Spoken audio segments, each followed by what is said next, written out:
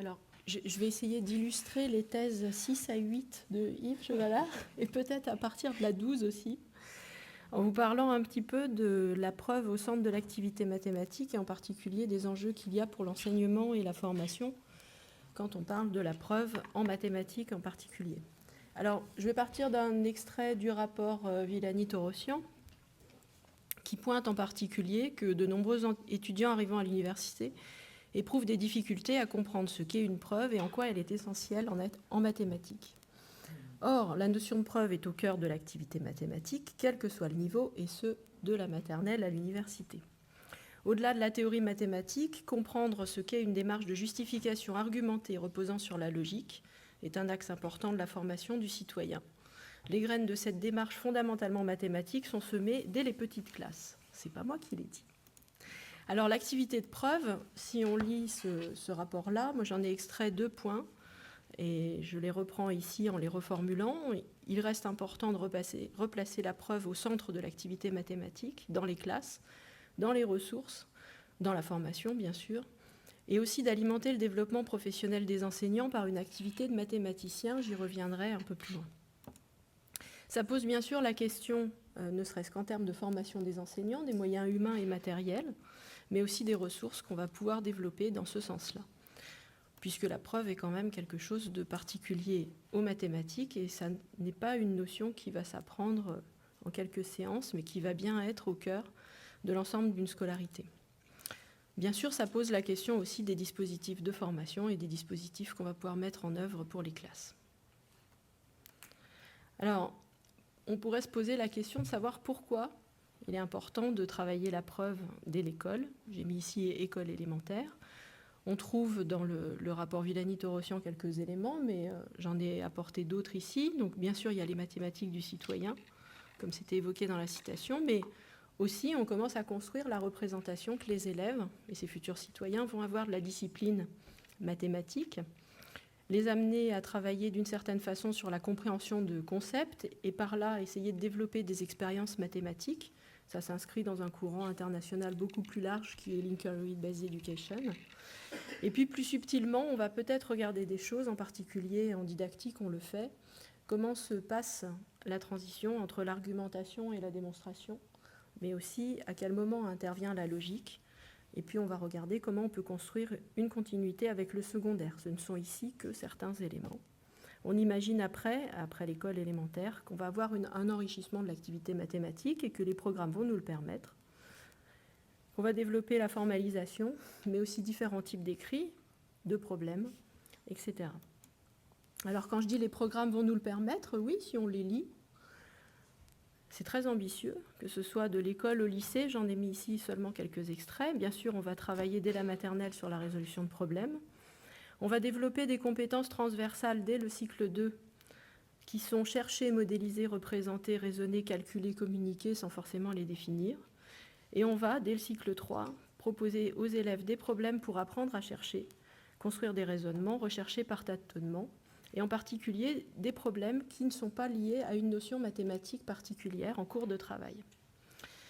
On travaille également dans le secondaire sur le statut des énoncés, et puis on voit apparaître dans un extrait d'un programme de première la pratique de l'argumentation, du raisonnement, dans le but de travailler sur convaincre, faire évoluer sa pensée et travailler sur la vérité de la preuve. Alors dans les programmes, on pourrait s'étonner de ne pas voir le mot preuve apparaître avant le lycée, en fait, véritablement. Et donc, avant de vous définir ce que c'est, puisque j'ai fait l'hypothèse que tout le monde savait ce que c'était qu'une preuve en mathématiques, et je me base ici sur le sens commun, je vais simplement rappeler quelques éléments qui concernent le rôle de la preuve en mathématiques, puisque quand on travaille en mathématiques, on travaille sur des énoncés, on travaille sur des arguments, on travaille sur des justifications, des explications, et puis on vise la compréhension de quelque chose quand on s'adresse à des élèves. Et cette preuve-là, elle va permettre d'explorer, de découvrir des problèmes, de justifier, de réfuter, d'expliquer, de vérifier, à la fois pour convaincre et pour justifier, mais aussi à un autre niveau qui serait peut-être plus théorique, de systématiser, que ce soit pour défendre une définition, pour défendre une axiomatique, pour commencer à construire une théorie locale. On va également se servir de la preuve pour communiquer Et puis, si on se réfère à des mathématiques plus contemporaines, on peut également accéder à des illustrations de nouvelles méthodes de preuve parce qu'on a de nouveaux problèmes et des nouveaux besoins en mathématiques pour arriver à prouver des résultats. Je ne parle pas ici de tout ce qui concerne les aspects esthétiques, il faut que ce soit joli et puis que ça présente bien. Mais derrière tout ça, j'ai utilisé plein de mots comme argument, explication, compréhension. Tous ces mots-là ont aussi une valeur épistémique. Chacun va mettre une croyance, une certitude, une opinion derrière, qui va aussi dépendre de la discipline. Je pense ici en particulier aux travaux de Duval. Et l'enjeu, ça va être de faire évoluer la valeur épistémique d'un argument, en particulier quand on commence à conjecturer un résultat et se dire « je vais faire le pari que c'est vrai », jusqu'à arriver à quelque chose où, de cette croyance-là, on va arriver à une certitude, en tout cas plus construite, si on arrive à développer un processus de preuve. Alors bien sûr, dans les questionnements, ils seraient très nombreux ici si on voulait les regarder. Je n'ai pas le temps de vous développer tout ça, mais je vais quand même prendre le temps de définir preuve au regard de plusieurs travaux qui existent en didactique des maths et qui ont un même référent épistémologique. On pourrait s'interroger sur l'ensemble des cadres qui permettent d'étudier la preuve, sur quel type de situation on peut effectivement développer ce processus chez les élèves. Et ce sur quoi je vais surtout insister, c'est une illustration de quelques dispositifs d'enseignement et de formation qui permettent d'accéder à cela, c'est-à-dire former à la preuve et l'enseigner. Donc, au niveau du vocabulaire, j'ai choisi 3 mots ici, preuve, démonstration, argumentation. Je me réfère en particulier aux travaux de Nicolas Balachef, où la preuve est bien une activité, un processus, une explication acceptée par une communauté donnée à un moment donné. Et dans le cadre de cette communauté, il va être nécessaire d'organiser un débat pour déterminer un système de validation qui sera commun aux interlocuteurs. La démonstration est un texte, une forme particulière de la restitution de la preuve, et on placera ici l'argumentation plutôt du côté du discours. Alors, bien évidemment, à partir du moment où on a défini les choses comme ça, on a une forte dépendance de la preuve à celui qui la produit, de ses connaissances, de ses compétences, et de celui qui la reçoit, donc de celui à qui l'on s'adresse, mais aussi du champ mathématique considéré. Et l'objectif derrière tout ça, que ce soit pour la recherche et pour l'enseignement, c'est aussi parvenir à faire les liens entre explication, preuve et compréhension, puisqu'on espère, au travers le développement d'une activité, d'un processus de preuve, accéder à une meilleure compréhension des concepts qui sont en jeu ici. Alors, dans ces définitions-là, Balachef a aussi montré, en faisant une typologie des preuves, qu'on avait des preuves qui étaient du côté pragmatique, celles qu'on va mobiliser dans l'action, où le discours n'est pas forcément présent, et donc la validité de l'action doit être interrogée. Et puis, à l'autre bout, un petit peu, des preuves intellectuelles qui, elles, nécessitent un changement de posture, où on va passer plutôt du côté du théoricien, et la connaissance elle-même va devenir un objet de réflexion et de débat. Et là, il faut être capable de décontextualiser, dépersonnaliser, détemporaliser, pour arriver à cette construction théorique qui est en germe dans les preuves intellectuelles. Entre les deux, à l'interface, il insiste, Balachef, sur le caractère générique. Et puis, on a tous eu un jour envie de prouver quelque chose, de savoir le faire sur un exemple. Et l'enjeu ici, ça va être de savoir décontextualiser à partir de cet exemple-là pour arriver à une preuve indépendante de l'exemple. Alors, en didactique des maths, on a beaucoup de travaux qui existent autour de la preuve, y compris à l'international, avec du côté, si j'utilise les termes français, la démonstration va être introduite de la preuve, et les preuves sont bien des processus qui sont en lien avec une culture, à la fois des objets mathématiques, des énoncés, des relations mathématiques, et donc avec des théories, parfois locales, mathématiques. Finalement, on a plusieurs compétences en lien avec cette activité de preuve qui sont issues de la pratique du mathématicien. Alors la pratique du mathématicien, à un moment donné, la vision qu'on en a, qu'il faut appréhender, s'approprier, être capable de transposer et d'enseigner. Et j'ai mis aussi évaluer, mais en fait, j'ai envie de dire non, on n'évaluera peut-être pas ça, parce qu'en réalité, si on voulait évaluer toutes les compétences qui sont en lien avec la preuve en mathématiques, en se référant par exemple à l'activité du mathématicien, j'ai commencé une liste et puis je me suis arrêtée, mais on a à la fois des choses qui relèvent de compétences qui permettent effectivement d'explorer un problème de poser des questions, d'interroger, formuler des conjectures, identifier des invariants, ou bien des choses qui sont encore d'un autre niveau et qui permettent d'autres processus, en fait, tels que la modélisation ou la production de théories locales. Et si on voulait vraiment évaluer ça, franchement, je crois qu'on n'en aurait pas les moyens. Dans les travaux que l'on trouve dans tous les pays, à chaque fois, le rôle de l'enseignant, bien sûr, est pointé comme fondamental. Un enseignant qui est incitateur, modérateur.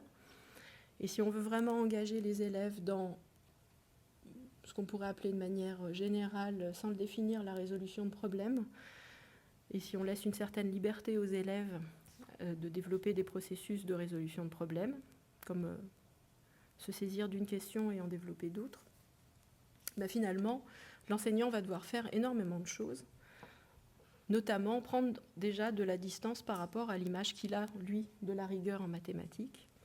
Il doit être capable de faire la dévolution de l'activité de preuve et d'inciter à l'exploration d'un problème. Si nécessaire, fermer progressivement un problème qui serait trop ouvert, et puis arriver à gérer la classe. Alors avec des gestes classiques, anticiper les difficultés des élèves et analyser leurs arguments. Ça nécessite d'avoir une posture par rapport aux mathématiques très fine, puisqu'il va falloir à la fois gérer les connaissances erronées des élèves, identifier la structure de la preuve, anticiper ce qui pourra être appris dans le cadre, en particulier, d'une résolution de problème. Bien sûr, il va aussi organiser les débats, les relances, les expériences, donc filtrer et recentrer. Et puis, le point finalement le plus difficile, identifier les points importants dans les procédures pour gérer des mises en commun, et je ne parle pas ici d'institutionnalisation. Il y a aussi dans ces travaux un fort accent qui est porté sur l'importance de développer au sein de la classe une communauté mathématique. Bien évidemment, pour les élèves, le pourquoi n'est pas forcément fondamental comme pour le mathématicien. Et cette création de communauté mathématique doit permettre d'étudier l'acceptation de la preuve, comme je l'ai défini tout à l'heure, puisqu'un débat pour la validation d'une preuve, ça nécessaire au sein d'une communauté à un moment donné, et dépend donc de cette communauté. Alors, on pourrait poser la question de savoir quelles sont les relations entre les mathématiques professionnelles, celles qui sont produites par les mathématiciens, et les mathématiques scolaires. Je n'ai pas mis ici les mathématiques de la rue, puisqu'il y a quelques études sur la preuve aussi qui portent sur les raisonnements que peuvent développer des enfants qui n'ont pas été à l'école. Et on s'aperçoit qu'au niveau computational, ils ont des compétences qui sont largement supérieures à ce qu'on pourrait voir dans des mathématiques scolaires. Donc je reviens sur la question que j'ai posée tout à l'heure, à savoir quel dispositif pour la classe pour permettre d'appréhender une activité qui doit se faire sur un temps long et qui nécessite des compétences particulières de l'enseignant. Et puis, comment on va pouvoir justement accompagner ces enseignants. Il ne s'agit pas là que de la formation initiale, bien sûr. Donc, dans les dispositifs, souvent, on a un fort appui sur le réseau des IREM, les instituts de recherche sur l'enseignement des mathématiques. Et puis, depuis quelques années, on a aussi le réseau des LEA, les lieux d'éducation associés de l'IFE. Vous en aurez un exemple tout à l'heure sur l'ingénierie didactique coopérative, arithmétique et compréhension à l'école élémentaire. Ces dispositifs, ceux que je vais vous présenter, peuvent être en lien avec soit des IREM, soit des LEA, soit les deux. Et tous, en tout cas ceux que je connais le plus, permettent d'appréhender différents types de problèmes ou de situations. Et là, on se réfère à la littérature en didactique des maths françaises, que ce soit du côté des problèmes ouverts, des situations problèmes ou des situations recherche. Tous ne sont pas étrangers les uns aux autres. Ce sont les définitions qui varient. Et à partir de là, l'illustration, je pense, sera plus pertinente. Je ne vais pas redonner toutes les définitions des problèmes ouverts, situations problèmes et situations recherche. Alors normalement, ces dispositifs-là peuvent fonctionner de la maternelle à l'université, tout dépend des types de problèmes et des mathématiques qu'on regarde, avec des gestions de classe spécifiques et partagent pour certains une même épistémologie. Je vous donne quelques exemples. En France, avec un petit peu de géographie, les narrations de recherche et le groupe RESCO sur la résolution collaborative de problèmes est plutôt basé à Montpellier.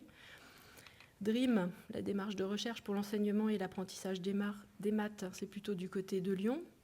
Matengine est une association nationale et les situations de recherche pour la classe développées dans MataModelé sont quant à elles du côté de Grenoble et ont fédéré aussi dans d'autres pays. Alors dans ces exemples-là, ce que je vais essayer de vous montrer un petit peu, c'est le type de dispositif qu'il est nécessaire de mettre en œuvre, sur quel type de situation, pour arriver véritablement à accompagner les enseignants et leurs élèves dans ce processus d'apprentissage de la preuve. Alors, je vais partir d'un problème de maths, qui est le problème de Frobenius, qui lui est du côté de l'arithmétique, qui se formule dans la recherche des mathématiciens de la façon suivante. Étant donné des entiers positifs de A1 jusqu'à n, premier entre eux, trouver le plus grand entier qui n'est pas une combinaison linéaire de ces entiers positifs qu'on s'est donnés à coefficient entier positif. Alors comme ce n'est pas assez concret, j'ai vérifié dans les livres d'arithmétique, on le trouve sous cette forme-là. Vous allez à une enseigne dans la rue qui vend des chicken McNuggets par paquet de 6, 9 ou 20, et vous voulez savoir s'il existe un nombre de nuggets qui ne peut pas être acheté, sachant que vous ne pouvez acheter que des boîtes de 6, 9 ou 20. Donc je vous laisse méditer sur la question. La solution, certainement la plus probable, ce serait de faire la liste de tous les cas possibles. Ça va être un petit peu long parce que la réponse est 43. Donc si vous faites tous les cas possibles, j'achète que des boîtes de 6, que des boîtes de 9, que des boîtes de 20, ou je fais des mélanges. Vous voyez le problème mathématique qui est derrière. Là, il est très concret. C'est un problème qui, au niveau de la recherche mathématique, n'est aujourd'hui pas résolu complètement par les mathématiciens. Donc c'est donc un problème ouvert pour les mathématiciens. Alors me direz-vous, mais pourquoi parle-t-on de ça ? En fait, Frobenius, c'est un problème qu'on trouve partout, on le trouve même dans PISA. PISA, serait-il possible d'utiliser un système de monnaie ou un système de timbre qui utiliserait exclusivement les valeurs 3 et 5 ? Plus spécifiquement, quel montant pourrait-on obtenir ainsi ? S'il s'avérait possible, un tel système monétaire serait-il souhaitable ? Alors, on pourrait jouer sur des variables didactiques, le couple de nombres qu'on a donné au départ, le nombre de nombres aussi. Et puis, il y a différents apprentissages qui sont possibles, en particulier du côté de l'arithmétique, et c'est bien comme ça que je vous ai présenté le problème, comme un problème d'arithmétique, notamment du côté des nombres premiers ou de Bezout. Donc, dans les dispositifs qui ont utilisé ce genre de problème, on trouve les narrations de recherche ou les fictions réalistes du côté de l'IREM de Montpellier. On a utilisé l'énoncé suivant dans le secondaire. On dispose de différentes pièces de valeur entière, autant que l'on veut. Quelles sommes sont payables exactement ? Dans ces dispositifs-là, on travaille sur un temps long. On fait des hypothèses aussi sur la façon dont on va le mettre en œuvre dans la classe, et je vous expliquerai cela juste après. Alors, comme je vous ai dit que le problème de Frobenius était un problème ouvert par les mathématiciens, là, je l'ai placé uniquement du côté de l'arithmétique, mais on pourrait en faire aussi une autre version, et là, ce serait plutôt du côté d'une situation de recherche que d'une narration de recherche, où on va changer un petit peu le contexte de travail. Au lieu d'avoir une seule dimension avec des nombres entiers, on peut se déplacer sur la grille en faisant certains déplacements et voir jusqu'où on peut aller sur la grille. Le phénomène mathématique qui est intéressant, en fait, c'est que on a toujours un plus grand entier qui est non atteignable, mais après celui-là, tout peut être atteint. Et c'est ce phénomène-là que les mathématiciens essayent de travailler.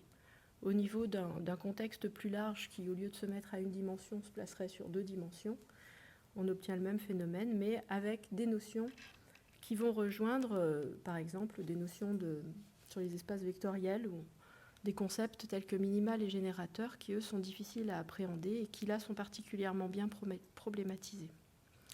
Donc, dans les dispositifs qui utilisent ce genre de situation, on a, par exemple, la résolution collaborative de problèmes du côté de Montpellier, c'est en lien avec un Léa.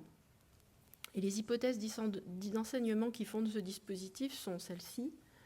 On fait l'hypothèse que l'évolution des pratiques des enseignants nécessite un accompagnement au sein d'une communauté, qu'il faut faire ça sur un temps long, et que les mathématiques vont être un outil de réflexion et de modélisation du réel. C'est pour ça qu'on va venir sur les fictions réalistes après. En particulier, c'est des situations, vous imaginez assez bien, a priori non mathématiques, qui nécessitent une phase de modélisation. Et cette phase de modélisation peut renvoyer à plusieurs problèmes mathématiques selon les choix qui sont faits.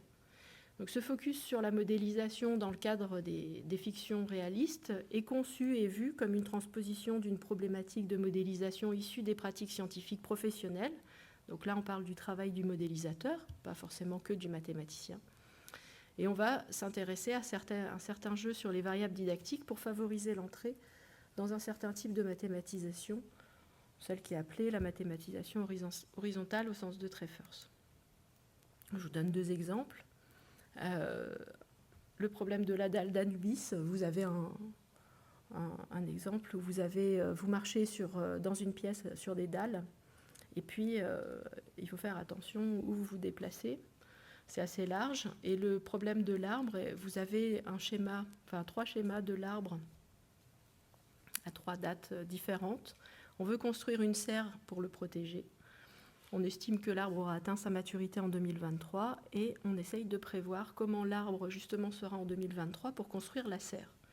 Ici, tout n'est pas donné. On est sur des problèmes qui sont suffisamment ouverts, en tout cas au niveau de la modélisation et des données qui sont en jeu pour nécessiter un questionnement des élèves, et le dispositif va se construire de cette façon-là par un jeu de questions-réponses entre différentes classes qui sont mises en collaboration par 3, de la 6e à la terminale. Ils vont travailler pendant 5 semaines avec 3 premières phases de travail, 1 heure par semaine, de questions-réponses qui vont permettre de rendre visibles les interrogations des élèves et les traiter collectivement. Donc chaque classe va pouvoir poser des questions par rapport au problème. Il nous manque telle donnée, si on faisait tel choix, qu'est-ce qui se passerait, etc. Et puis, cette phase de questions, bien sûr, est suivie par des réponses des élèves à ces questions, des autres classes. Là, les chercheurs, avec les enseignants, apportent une fiction réaliste relancée, c'est-à-dire qu'on va fermer un peu le problème en disant aux élèves, on a pris en compte toutes vos remarques, toutes vos questions, et à partir de maintenant, on va traiter ce problème-là en fermant certains choix qui ont été effectués par le groupe RESCO. Les enseignants ne sont pas non plus tout seuls lorsqu'ils doivent faire la clôture de la situation à l'issue des 5 semaines, puisque le groupe RESCO les accompagne aussi dans cette démarche pour leur proposer des synthèses et institutionnalisations par rapport au travail qui a été effectué par les élèves.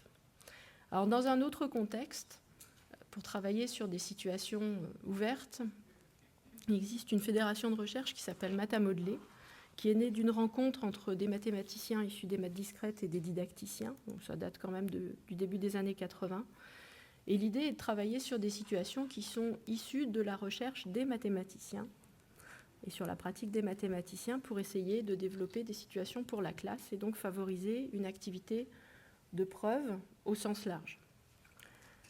Alors, le choix des maths discrètes est fait puisque au niveau des connaissances mathématiques, si vous maîtrisez les entiers, même pas besoin des négatifs, 1, 2, 3, 4, 5, normalement vous devriez pouvoir rentrer dedans de telle façon à se concentrer sur des transversaux tels que la preuve, la modélisation, le raisonnement et d'autres transversaux à l'activité mathématique. Donc ces situations de recherche souhaitent placer les étudiants dans un rôle de chercheurs en mathématiques, et l'objectif c'est d'arriver à identifier jusqu'où on peut les amener dans les raisonnements et les preuves. Alors, on définit les situations de recherche de la façon suivante. Elles s'inscrivent dans une problématique professionnelle puisqu'elles sont nourries des situations traitées par les mathématiciens. Frobenius, c'est un exemple possible. Le problème et la question initiaux sont faciles d'accès. Il existe des stratégies initiales. Il n'y a pas de prérequis particulier au niveau des notions mathématiques et on a plusieurs stratégies d'avancée dans la résolution du problème. Les critères de fin, et ça c'est important, sont locaux. Une question va renvoyer, ou le traitement d'une question va renvoyer à une nouvelle question. Et donc, quelque part, il n'y a pas une vraie fin finale. Je ne sais pas comment on pourrait dire, mais si vous voyez l'idée, c'est qu'on commence par un problème, et comme le disait Lakatos, tout problème commence et finit par un problème. Toute recherche commence et finit par une question ou un problème. Donc, on est dans cette dynamique-là. Dans l'idée de communiquer une preuve ou les résultats de son travail, le dispositif prévoit que les élèves ou les étudiants, comme dans Math-Engine, présentent le résultat de leur travail de recherche dans un colloque ou dans un séminaire. Alors, je vous ai donné l'exemple de Frobenius tout à l'heure, qui peut faire l'objet d'une situation recherche. Et dans ce dispositif-là, les enseignants-chercheurs qui travaillent dans MathaModelé accompagnent les enseignants tout au long du processus. On a, en voilà un autre, vous avez un territoire. C'est pour vous montrer qu'il n'y a pas de notion mathématique nécessaire a priori pour entrer dans ce type de problème. Vous avez une bête, c'est un polymino. Ça a été travaillé par Golon, mais vous les connaissez, les polyminos, il y en a plein dans Tetris. Et cette bête, vous voulez l'empêcher en fait de se poser sur votre territoire, donc vous allez placer des pièges de telle façon à chasser les bêtes. Bon, jusque-là, ça va ? Donc le problème d'optimisation qu'on pose dans ce contexte-là, c'est de savoir quel est le plus petit nombre possible de pièges pour qu'aucune bête ne puisse se placer sur le territoire. Bien sûr, si on voulait faire simple, on mettrait des pièges partout, mais le problème serait réglé.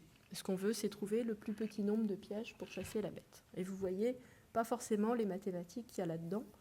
Quand je vous présente le problème comme ça, en réalité, les problèmes d'optimisation en maths, on sait que c'est très difficile et ça implique des raisonnements spécifiques. Alors, pour vous donner un peu plus d'éléments sur cette situation, elle a été expérimentée avec certaines variables. On a choisi seulement 3 types de bêtes qui sont ici sur la diapo, avec une certaine progression, parce qu'on a bien identifié les raisonnements qui sont en jeu et comment on peut les faire évoluer pour qu'il y ait un apprentissage en termes de preuves chez les élèves. Ça a été beaucoup expérimenté au collège, au lycée, à l'université, mais aussi en cycle 3 à l'école, avec des résultats qui montrent que la situation est robuste, que les procédures des élèves ou des étudiants sont stables, quel que soit le niveau, et qu'elles permettent d'enrichir, enfin que la situation permet d'enrichir l'activité mathématique des élèves. Donc ça permet de venir sur différentes problématiques en lien avec la preuve. Alors ça tombe bien, il me reste 1 minute. Donc dans les conclusions, je voudrais attirer votre attention sur le fait que jusqu'à maintenant, je n'ai pas défini ce que c'était qu'un fondamental, mais vous avez bien compris que je considère que l'activité de preuve est clairement un apprentissage fondamental, qu'il existe localement des dispositifs et des ressources, comme celles que je vous ai montrées, mais qui nécessitent un accompagnement des enseignants à la fois en formation et sur le terrain. Et ça aussi, c'est un point qui est crucial, puisque au niveau humain, on n'a pas forcément les ressources pour accompagner tous les enseignants dans une démarche qui nécessite un temps long, et encore moins pour arriver à les amener à des problématiques qui sont à la fois compatibles avec les mathématiques qu'ils ont appris, qu'ils enseignent, mais aussi les mathématiques qui se pratiquent dans la recherche aujourd'hui et qui peuvent nourrir leur formation. Donc, je n'ai pas non plus développé le fait que la démonstration est un texte écrit qui restitue l'activité de preuve avec certaines écritures, mais je vais passer la parole à mes collègues qui eux aussi vont vous présenter un autre fondamental du côté des écritures et des systèmes sémiotiques et symboliques. C'est bon ?